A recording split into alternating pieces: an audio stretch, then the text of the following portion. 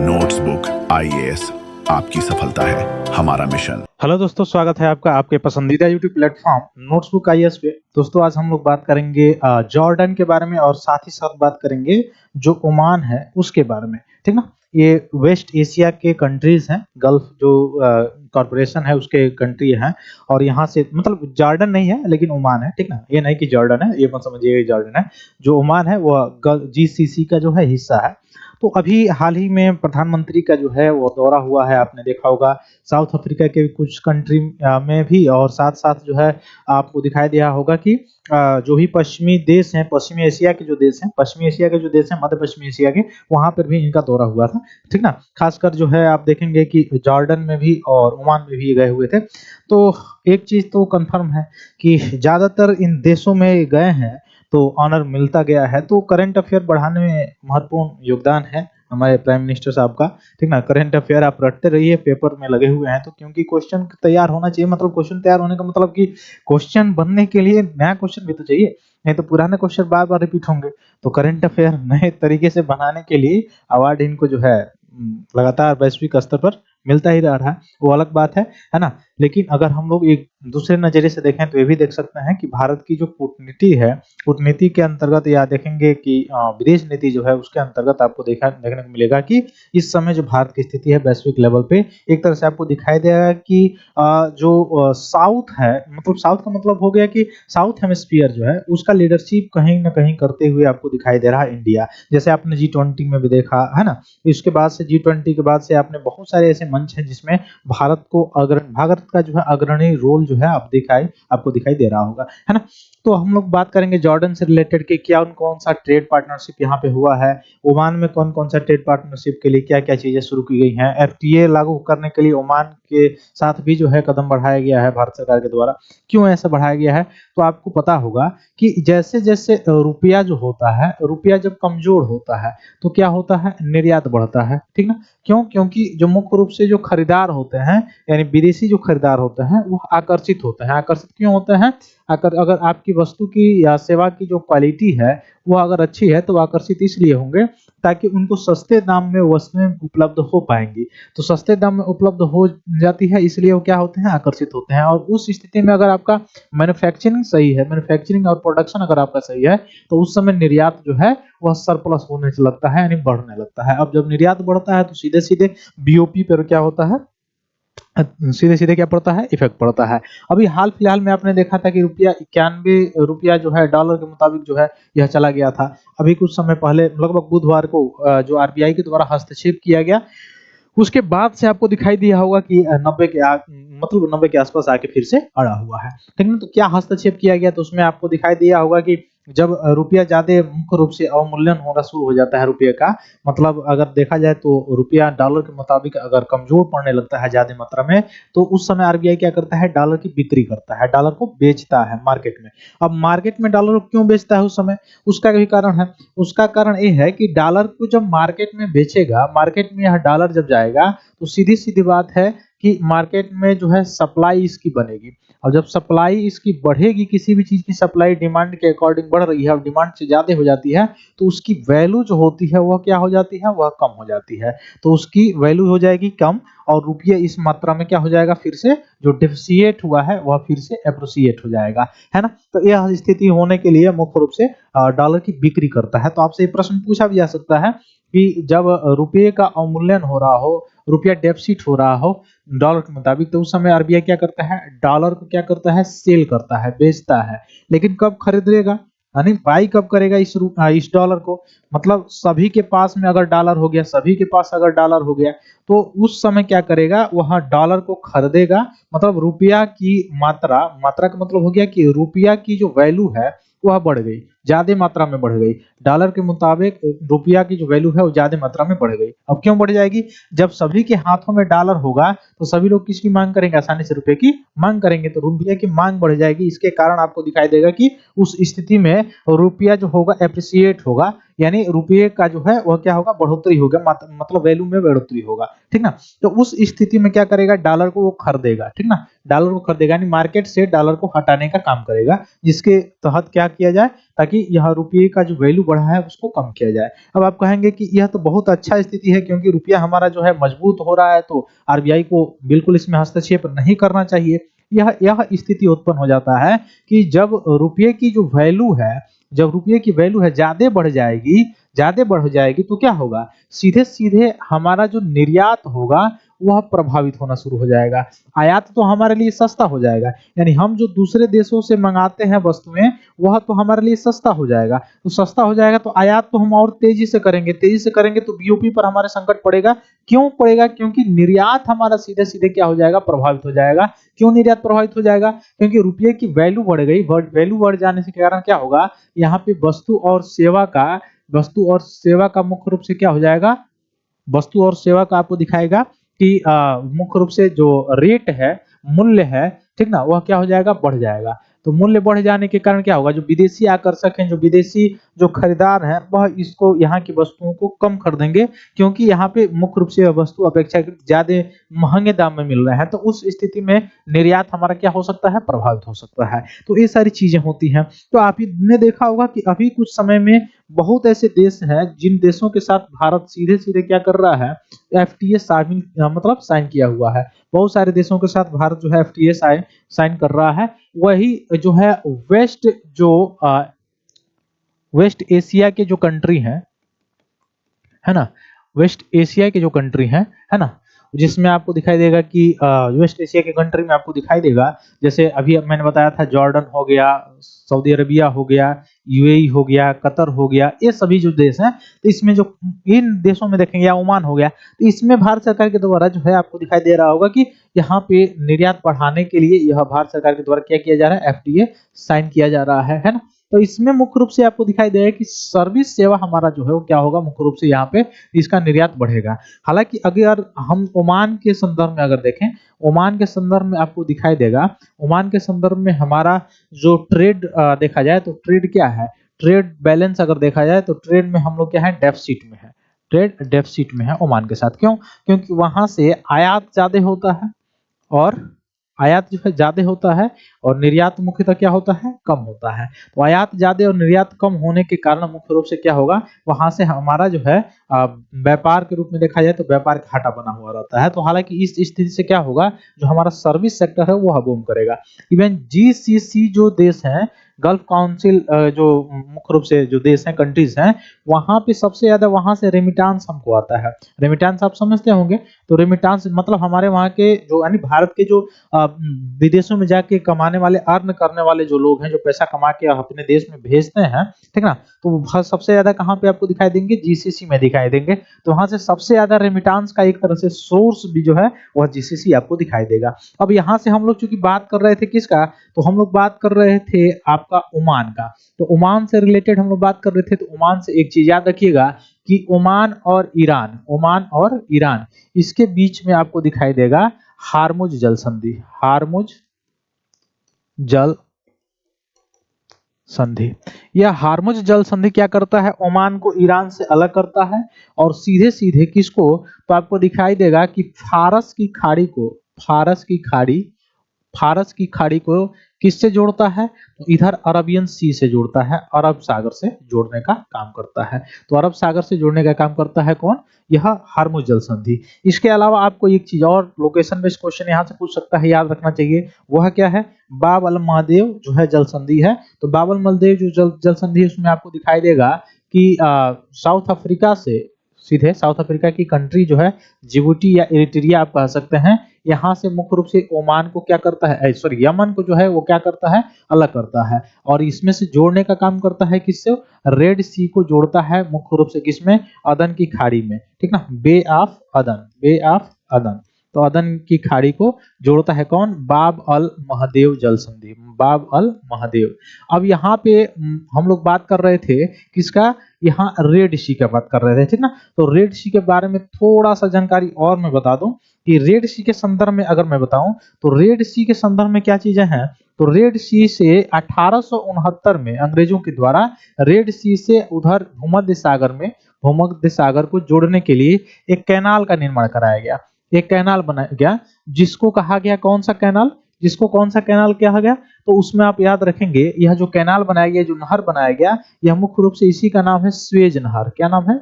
Suez नहर, है ना। 1869 में बनाया गया। यह मुख्य रूप से क्यों बनाया गया? ताकि यूरोप और भारत के बीच जो दूरी है, यूरोप और भारत के बीच में जो दूरी है वह मुख्य रूप से क्या हो जाए? कम हो जाए। तो यूरोप और भारत के बीच में जो दूरी है कम हो जाए, और यहाँ से ट्रेड जो है, ट्रेड करने में जो आर्थिक बोझ पड़ता है वो भी क्या हो जाए? कम हो जाए। इसलिए बनाया गया 1869 में, ठीक ना। तो आपको दिखाई देगा। फिर रेड सी में, आप रेड सी में जब जाएंगे तो दो भाग में रेड सी चला जाएगा। एक तो आपको दिखाई देगा एक कैनाल में भूमध्य सागर की तरफ चला जाएगा, है ना। और दूसरा पार्ट इसमें आपको दिखाई देगा, एक खाई दिखाई देगा जिसको कहा जाएगा gulf of Aqaba. Gulf of Aqaba यानी अकाबा की खाड़ी। अकाबा की खाड़ी। अब ये अकाबा की खाड़ी किससे सीमा साझा करेगा? सऊदी अरबिया से, जॉर्डन से, इजराइल से सीमा साझा करेगा। तो यहां से भी प्रश्न आ सकता है। तो चलिए हम लोग पहले मैप बेस्ड जो क्वेश्चन आएगा उसको देखेंगे, फिर हम लोग देखेंगे कि यह मुख्य रूप से यहाँ पे कौन कौन ऐसी चीजें हैं जो इंपॉर्टेंट है ना। तो भारतीय प्रधानमंत्री कहाँ गए हुए हैं? जॉर्डन गए हुए हैं। पहले लोकेशन हम लोग को याद होना चाहिए कि जॉर्डन है कहाँ पे, क्योंकि यहाँ से प्रश्न अक्सर पूछे जाते हैं, ठीक ना। तो उसमें देखेंगे तो राजा अब्दुल्ला दुती जो यहाँ के मुख्य रूप से आपको दिखाई देगा कि यहाँ पे सरकार के प्रमुख हैं, उनके साथ इनकी चर्चा हुआ है। फिलिस्तीन की यात्रा के दौरान फरवरी 2018 में संक्षिप्त ठहराव के बाद जॉर्डन की इनकी पहली स्वतंत्र आधिकारिक यात्रा ये है। तो ये आपको याद नहीं रखना है, बस याद रखना है जॉर्डन। अब जॉर्डन से रिलेटेड ये चीजें याद रखिएगा है कहाँ। देखिए ये है जॉर्डन वाला पार्ट, है ना। यह है जॉर्डन का पार्ट, पूरा जो है जॉर्डन है। और जॉर्डन का जो है राजधानी कहाँ है? अम्मान है, ठीक ना। अम्मान है, तो याद रखिएगा इसकी राजधानी कहाँ है? अम्मान है ना। अब इसमें कौन कौन से सीमा साझा करते हैं? तो याद रखिएगा इससे सीमा साझा करते हैं तो आपको दिखाई देगा इधर से सीमा साझा करेगा सऊदी अरबिया, है ना। इधर से और इधर से, इधर ये सब सऊदी अरबिया का पार्ट है। इधर से सीमा साझा करेगा कौन? इराक। इधर से कौन करेगा? सीरिया, ठीक ना। अब इधर इसके आगे जाएंगे तो सऊदी अरबिया के बाद अगर आपको यहाँ पे जाएंगे तो आपको पर्शियन गल्फ दिखाई देगा, यानी फारस की खाड़ी दिखाई देगी। तो ईरान से सीमा तो साझा नहीं होता है, ये कंफर्म है। उसके बाद से एक चीज याद रखिएगा, यहीं पे आपको दिखाई देगा गल्फ ऑफ अकाबा। अकाबा की एक खाड़ी है ना, यही अकाबा की खाड़ी जाके मुख्य रूप से किससे जुड़ जाती है? तो यह मुख्य रूप से अकाबा की खाड़ी जाके जुड़ जाती है किससे? तो याद रखिएगा ये जाके जुड़ जाती है रेड सी से, ठीक ना। अब ये जॉर्डन की राजधानी और किससे किससे लगती है? तो देखिए एक चीज यहाँ से मैंने बताया कि सऊदी अरबिया से लगती है, इधर इराक से, इधर सीरिया से। अब इधर देखिए लेबनान वगैरह से नहीं लग रही है, किससे लग रही है? सबसे बड़ा भाग जो है इजराइल से लग रहा है। फिर एक किससे लग रहा है? वेस्ट बैंक से लग रहा है। यह वेस्ट बैंक में जो है आप देखेंगे वेस्ट बैंक वाला हिस्सा है, इसमें इजराइल का जो है मुख्य रूप से दबाव नहीं है, मतलब दबाव का मतलब इजराइल का वह पार्ट नहीं है वेस्ट बैंक, ठीक ना, अलग देश है। तो यहाँ पे आप देखिए वेस्ट बैंक आपको दिखाई देगा, वेस्ट बैंक और ये पार्ट जो है वो क्या कौन सा पार्ट है? इजराइल वाला पार्ट है। अब इजराइल वाले पार्ट में थोड़ा सा अगर आप आएंगे तो यहाँ पे दिखाई देगा आपको गाजा पट्टी। इसी पे तो अभी हमास गाजा पर संबंधित इजराइल और हमास के बीच में जो है युद्ध चल रहा था, इसको रुकवाने के लिए 20 सूत्री कार्यक्रम रखे गए थे ट्रंप के द्वारा, है ना। तो यहाँ पे आपको दिखाई देगा रफा बॉर्डर, ठीक ना। और यहाँ पे एक दिखाई देगा पेंसुला। यह पेंसुला किसका है? इजिप्ट का है। इजिप्टियन पेंसुला आपको दिखाई देगा, सुनाई पेंसुला कहा जाता है इसको। क्या कहा जाता है? सुनाई पेंसुला। तो सुनाई पेंसुला आपको दिखाई देगा कहाँ पे? यहाँ पे इजिप्ट में, ठीक ना। तो सुनाई पेंसुला जो है वह मुख्य रूप से सीमा साझा करता है। वह किससे सीमा साझा करता है? वह इजराइल से सीमा साझा करने का काम करता है। अब आप देखेंगे कि ये जो गाजा हमास है ये भी मेडिटेरेनियन सी से सीमा साझा कर रहा है, इजिप्ट भी कर रहा है, इधर इजराइल भी कर रहा है। क्या जॉर्डन कर रहा है? नहीं कर रहा है। क्या वेस्ट बैंक कर रहा है? नहीं कर रहा है। तो मेडिटेरियन सी का मतलब भूमध्य सागर से ये सीमा साझा नहीं करता है। उसके बाद से कौन करता है इसमें से? क्या इराक करता है? नहीं, इराक भी नहीं करता है। सऊदी अरबिया करता है? नहीं, ये भी नहीं करता है। अब आगे देखेंगे सीरिया क्या करता है? हाँ बिल्कुल करता है। देखिए सीरिया यहाँ से आपको नहीं दिखाई दे रहा होगा, इसके ऊपर वाले पार्ट में आप जाएंगे तो उधर से आके भी सीरिया भी सीमा साझा करता है, लेबनान भी सीमा साझा करता है भूमध्य सागर से, और इजराइल भी जो है सीमा साझा करता है भूमध्य सागर से। एक और देश था जिसमें प्रधानमंत्री की यात्रा हुई थी कुछ समय पहले, साइप्रस करके, वहां वह भी जो है वह एक द्वीपीय देश है जो मेडिटेरियन सी में ही है, तुर्की के बिल्कुल सामने आपको दिखाई देगा, है ना। तो अब देखिए यहाँ पे आपको दिखाई देगा यह एक लवण युक्त जो है झील आपको दिखाई देगा यहाँ पे एशिया में, डेड सी, ठीक ना, मृत सागर जिसको कहा जाता है। तो मृत सागर से आपको बीपीएससी ने भी यहाँ से प्रश्न पूछा हुआ था कि मृत सागर से सीमा साझा कौन करता है? तो इजराइल करता है, जॉर्डन करता है, वेस्ट बैंक करता है। तो तीन ही करता है, इजराइल, वेस्ट बैंक और जॉर्डन करता है डेड सी मृत सागर से जो सीमा साझा करते हैं। ये कैसा मतलब यह सागर नहीं है, यह एक प्रकार का लेक है, लेक का मतलब झील है, ठीक ना। अब झील क्यों है? क्योंकि देखिए इसका कोई भी किनारा जाके डायरेक्ट समुद्र में नहीं मिल रहा है, तो इसका नाम तो है डेड सी, लेकिन यह लेक है। ठीक, वैसे कैस्पियन सी भी क्या है? एक प्रकार का लेक है। लेक मतलब झील है, ठीक ना। तो यहाँ पे वो भी उसमें भी लवणता है। अब इसमें भी जो है डेड सी का जो लवणता के नंबर पर देखा जाए तो सेकंड सबसे ज्यादा लवणता इसमें है, और सबसे पहला लवणता जो है आपको दिखाई देगा, वह दिखाई देगा तुर्की का वान झील में। कौन से झील में? वान झील में, वान लेक में सबसे ज्यादा लवणता है, विश्व का सबसे ज्यादा लवणता। और सेकंड लवणता आपको दिखाई देगा किसमें? वह डेड सी में दिखाई देगा, मृत सागर में। ऐसा क्यों? क्योंकि यहाँ पे नदी का ज्यादा पानी भी नहीं आ रहा है, दूसरी चीज वाष्पीकरण भी ज्यादा तेज होता है टेम्परेचर ज्यादा पड़ने के कारण, तो यहाँ पे क्या होगा? लवणता सीधे सीधे मुख्य रूप से ज्यादा होगा। अब यहाँ से देखिए एक नदी जाती है, जॉर्डन नदी जाती है। जॉर्डन नदी जाती है, जो जॉर्डन नदी मुख्य रूप से क्या कार्य करती है? तो यही जॉर्डन नदी यह इजराइल, वेस्ट बैंक और यहाँ मुख्य रूप से जॉर्डन के बीच में सीमा साझा करने का भी काम कर रही है। तो ये जॉर्डन नदी जाती है। अब ये देखिए, ये जो पार्ट आपको दिखाई दे रहा है, ये वाला पार्ट, ये गोलन हाइट्स है। गोलन हाइट्स से सीरिया की राजधानी आसानी से दिखाई दे देती है। और इस पे कब्जा किसका है? तो इस पे कब्जा है इजराइल का। अब इजराइल बहुत ही न्यूज में रहा है, तो इससे संबंधित हो सकता है सब लोग याद किए हो इजराइल इजराइल, और इससे संबंधित अलग जो है, इससे पड़ोसी देश के बारे में पूछ ले आपसे। तो इजराइल की सीमा आप देखें कहां से? गाजा से, हमास से, फिर इजिप्ट से, फिर जॉर्डन से, फिर वेस्ट बैंक से, फिर सीरिया से और लेबनान से, और इधर से मेडिटेरियन सी से जो है मुख्य रूप से सीमा साझा करता है। और यहाँ पे मैंने बताया रफा बॉर्डर के बारे में, ठीक है। तो ये सारी चीजें थी जो मैप बेस्ड क्वेश्चन यहाँ से आपसे पूछा जा सकता है। आगे बढ़ने से पहले मैं बता दूं कि अगर आप मेंस से संबंधित तैयारी करना चाहते हैं, जैसे यूपीपीसीएस का अगर आपका प्रीलिम्स निकल चुका है, क्वालिफाई हो चुके हैं, तो मेंस देने के लिए आपको मेंटरशिप की आवश्यकता होगी। तो मेंटरशिप का जो है कोर्स या टेस्ट सीरीज जो है तैयार, मुख्य रूप से तैयार कर दिया गया है और लॉन्च भी कर दिया गया है। आप आसानी से इससे जुड़ सकते हैं। जो भी विशेषज्ञ हैं और विशेषज्ञों की सहायता से वो अपने मेंस आंसर राइटिंग को और अच्छे तरह से सुधार सकते हैं, और अच्छे तरह से क्या क्या उसमें एडवांस अप्रोच आपका होना चाहिए, किस तरह से और जो मटेरियल है उसको ऐड करना चाहिए, किस तरह से और उत्तर लेखन शैली को आप अपने सुधार सकते हैं और इम्प्रूव कर सकते हैं। ये सभी जो मेंटरशिप है उनके मतलब मेंटर्स जो है उनके द्वारा जो है आप आसानी से ये सारी चीजें जो है उनके अंडर में रह के आप आसानी से जो मेंस टेस्ट सीरीज है उसको आप दे सकते हैं। तो दिए गए नंबर पे आप जो है कॉल कर सकते हैं और परचेज कर सकते हैं, रजिस्ट्रेशन कर सकते हैं, है ना। तो समझौता ज्ञापन मुख्य रूप से क्या ज्ञापन है कि नई नवीकरणीय ऊर्जा में तकनीकी सहयोग पर समझौता ज्ञापन है। और जैसे आपको पता है कि 2070 तक नेट जीरो इमिशन का लक्ष्य रखा है भारत, और 500 गीगावाट 2030 तक रखा है, ठीक ना। तो नवीकरणीय ऊर्जा के लक्ष्य की तरफ जो है भारत एक तरह से देखा जाए तो आगे बढ़ रहा है। जैसे आपने देखा होगा कि अभी एक विधेयक भी पेश हुआ है, शांति विधेयक, है ना। शांति विधेयक 2025 जो परमाणु ऊर्जा में निवेश से संबंधित जो है विधेयक, 49% तक निवेश जो है इसमें निजी क्षेत्रों का भी यह खोलने की बात इसमें कही गई है।